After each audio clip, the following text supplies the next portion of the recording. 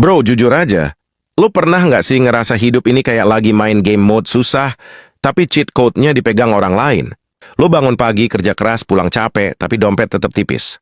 Sementara di ujung gang ada toko kecil, lampunya agak redup, raknya penuh barang, dan yang jaga cuma satu orang, tapi tiap hari duit muter terus.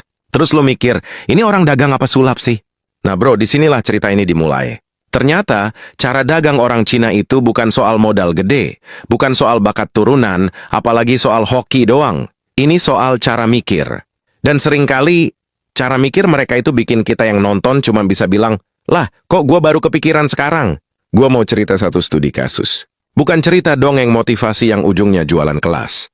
Ini cerita nyata, sederhana, dan sering banget kejadian di sekitar kita, tapi nggak pernah kita sadari. Di satu kota kecil ada seorang pria, sebut aja namanya Acong. Bukan sarjana bisnis. Bukan anak konglomerat. Bahkan waktu pertama kali datang ke kota itu, dia cuma bawa tas, badan, sama mental nekat. Hari pertama dia nggak langsung buka toko. Dia nongkrong, iya bro nongkrong. Di warung kopi, di pasar, di pinggir jalan.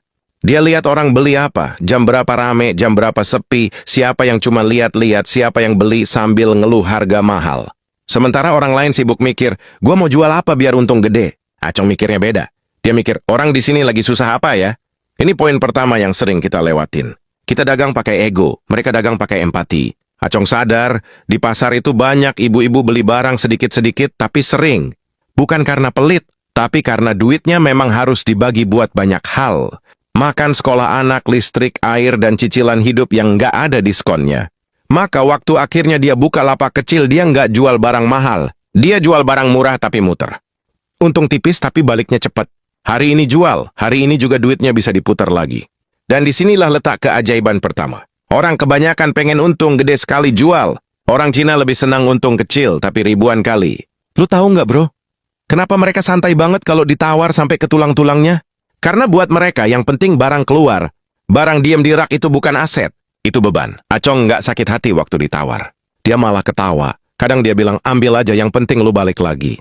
Dan bener aja ibu-ibu itu balik. Besok, lusa, minggu depan. Bukan cuma beli, tapi ngajak tetangga. Tanpa iklan, tanpa promo ribet. Tanpa konten viral. Dari situ Acong mulai naik level. Sedikit demi sedikit, bukan lompat jauh. Ini juga pola yang sering bikin kita kepleset. Kita maunya cepat, mereka maunya kuat. Waktu dagangan mulai stabil, Acong nggak langsung beli mobil.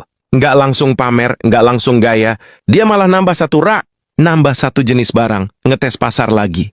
Kalau nggak laku, dia stop. Nggak maksa, nggak gengsi. Karena di kepala mereka gengsi itu mahal, bro. Dan mahalnya bukan di duit, tapi di kesempatan.